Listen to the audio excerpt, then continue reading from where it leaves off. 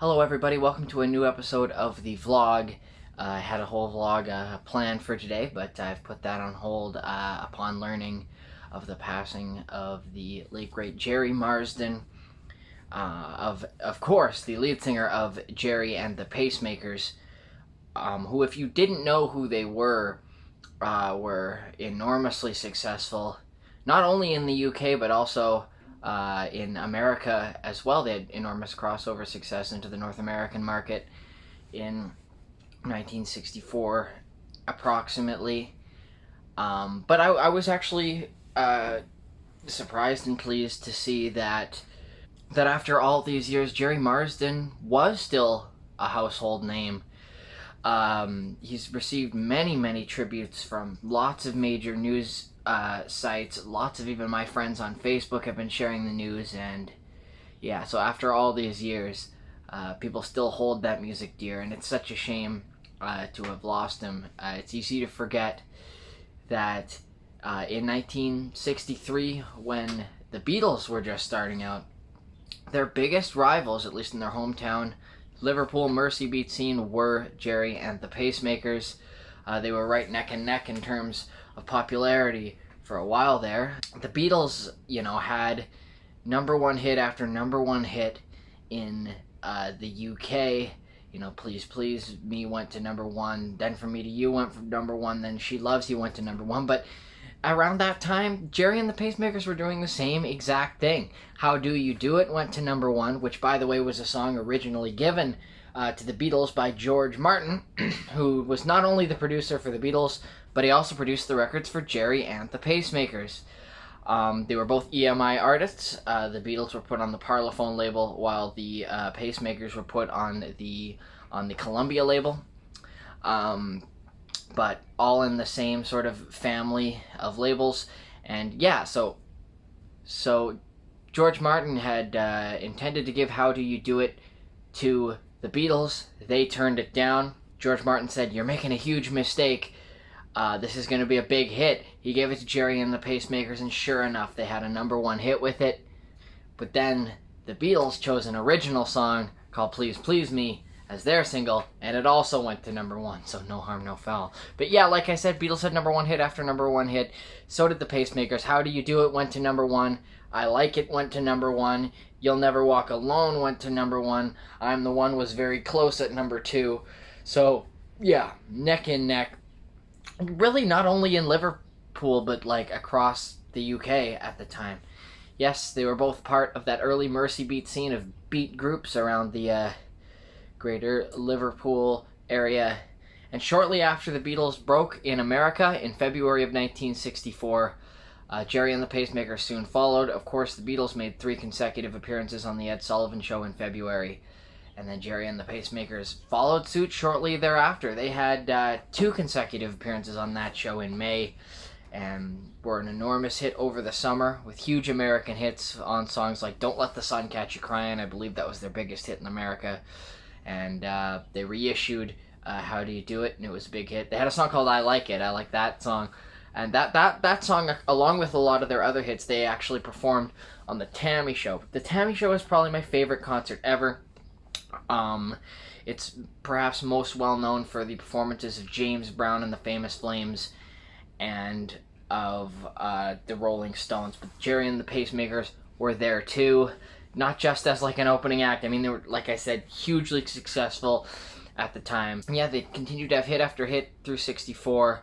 In early 1965, they had a movie, actually. I just learned that today. I've never seen the movie, but it was called Ferry Across the Mersey, and it came out in early 1965.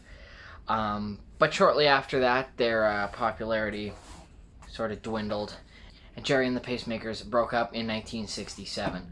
About 5 years later, Gerry Marsden began touring again with a new lineup that he called the Pacemakers, and he would continue to do that over the years, but he toured consistently for decades, even after the original wave of success for the Pacemakers was over.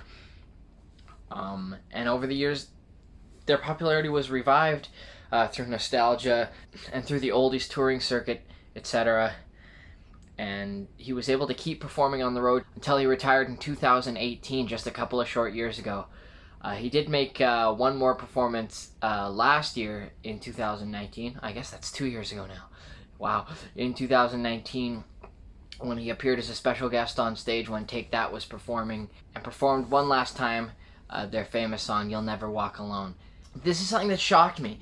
When he passed away yesterday, all of the news reports were saying, You'll Never Walk Alone singer Gerry Marsden has died. And I was amazed that I didn't realize that was the song that had left the greatest legacy. That's not a song I really knew all that well. I remember him more for songs like Ferry Cross the Mersey, songs like Don't Let the Sun Catch You Crying, How Do You Do It, lots of songs like that.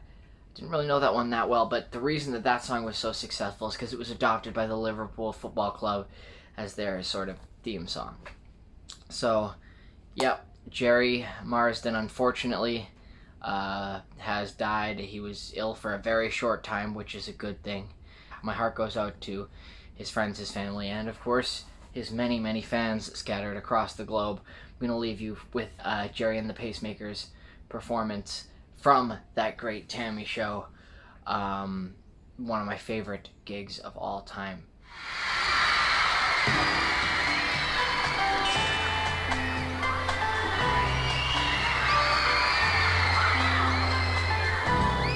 Don't let the sun pass you by.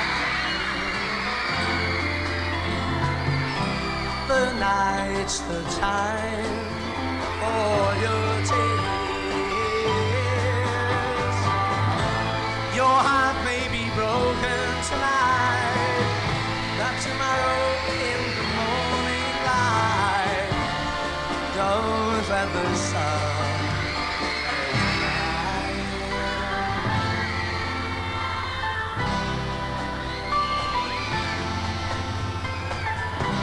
the nighttime shadows disappear, and with them go all your tears. All the morning will bring joy for every girl and boy. So don't let the sun catch you by.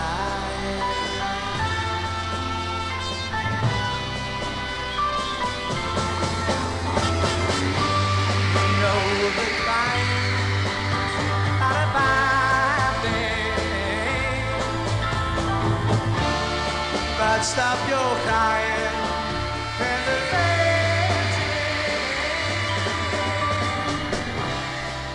and it may be hard to discover that you've been left all night. But don't forget my love's and it can always come again.